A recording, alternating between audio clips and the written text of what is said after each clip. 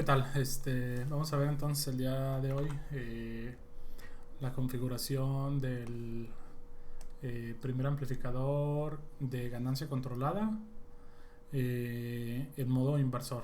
¿Ok?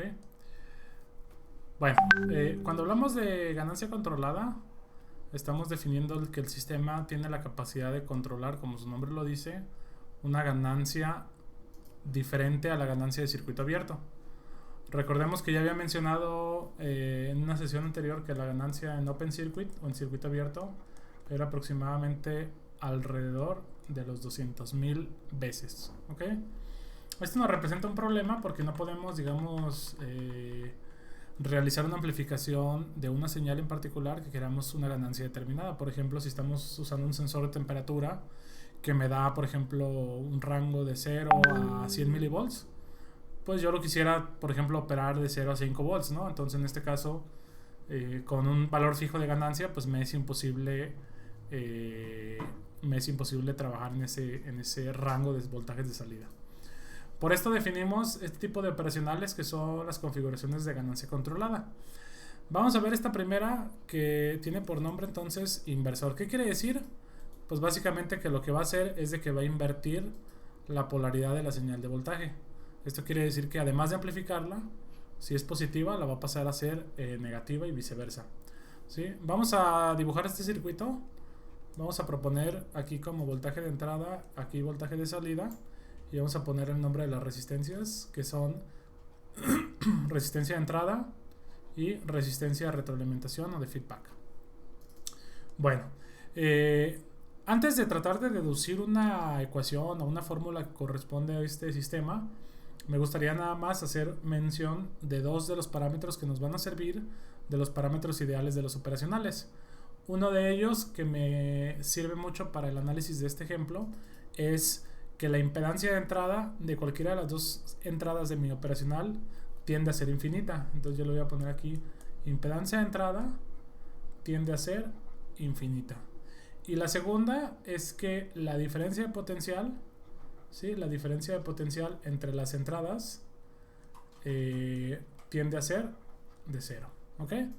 Cualquiera de estos dos elementos nos van a servir para tratar de modelar o de determinar la función de transferencia de este sistema.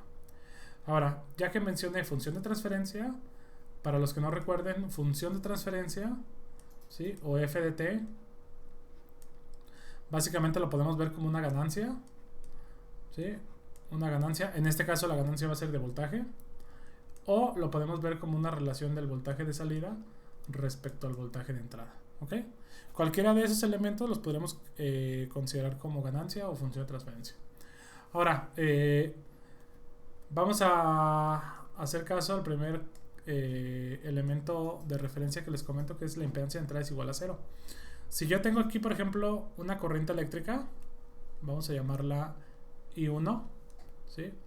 Esta corriente es generada por el voltaje de entrada y está en función de la resistencia de entrada, ¿sí? Esta corriente, digamos que se puede bifurcar, por así decirlo, en estos dos. O sea, este es un nodo y este nodo, digamos que separa las corrientes. Pero si nosotros asumimos que la impedancia de entrada es infinita, esto quiere decir que aquí estamos haciendo como un divisor en donde la resistencia de aquí es infinita. Entonces, ¿qué va a pasar?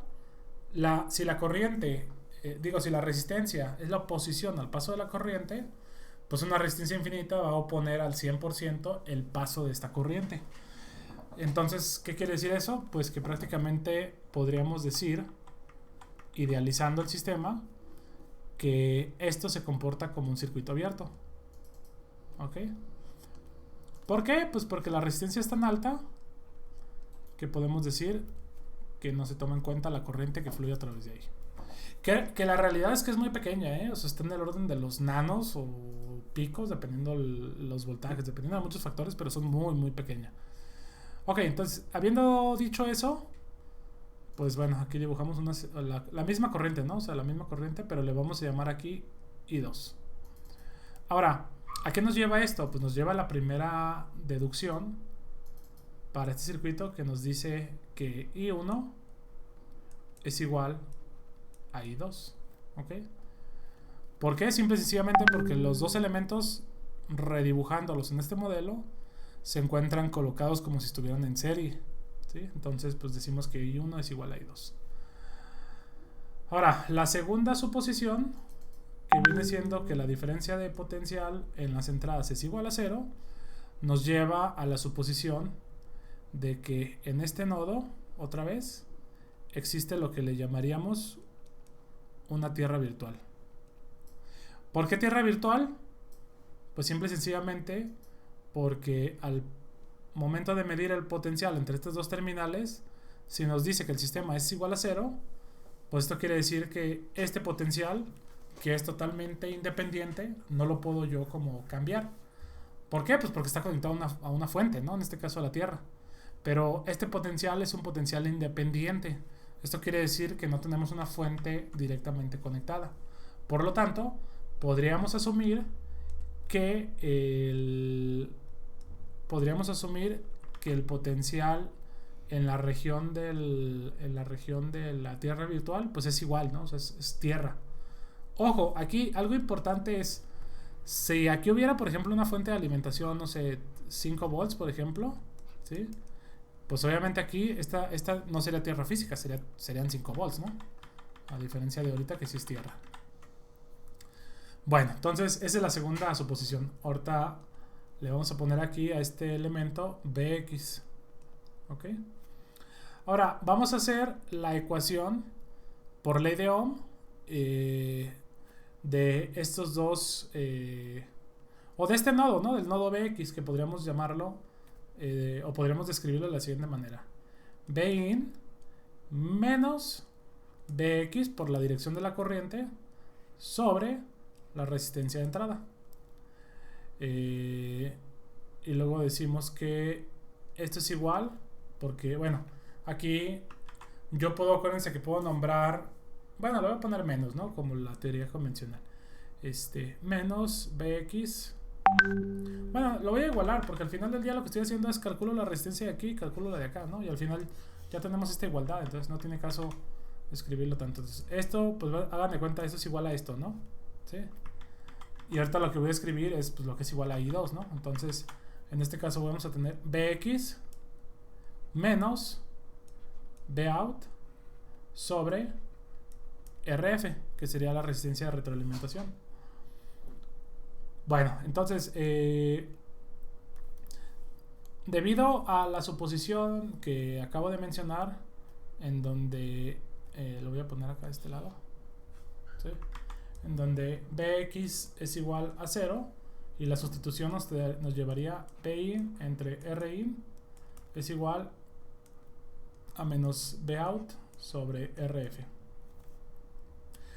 Si lo que queremos es encontrar la función de transferencia que está definida por la relación de Bout entre Bin, pues simplemente despejamos y Bout paso el Bin dividiendo y paso el Rf multiplicando, entonces me queda Bout sobre Bin es igual, el signo se queda del lado derecho, me queda Rf, que pasa de este lado, ¿sí? Y Rin se queda abajo, entonces me queda Rf sobre Rin, ¿sí?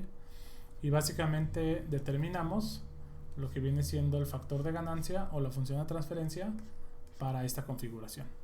¿Ok? Hay un caso específico, antes de pasarme a hacer un ejemplo, hay un caso específico que a estos operacionales se les conoce no como amplificadores de ganancia controlada, ¿sí? Bueno, no lo voy a borrar, sino que se les conoce de la siguiente manera. Se les conoce como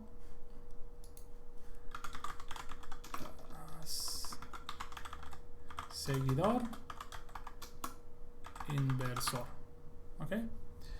Seguidor inversor. Y miren, voy a tomar este mismo circuito, porque dan de cuenta, es una forma particular de este operacional, pero que de alguna manera lo podemos, digamos, como deducir de esta función, ¿no? Y bueno, voy a escribir otra vez aquí la función, que es Bout sobre Bin es igual a menos Rf sobre Rin, ¿ok? Rf. Fíjense, entonces, ¿Qué pasa? Aquí, bueno, no, ¿saben qué? Voy a redibujarlo mejor.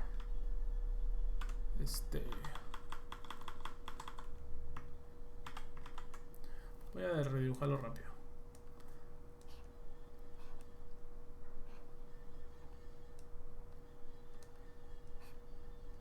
Ok.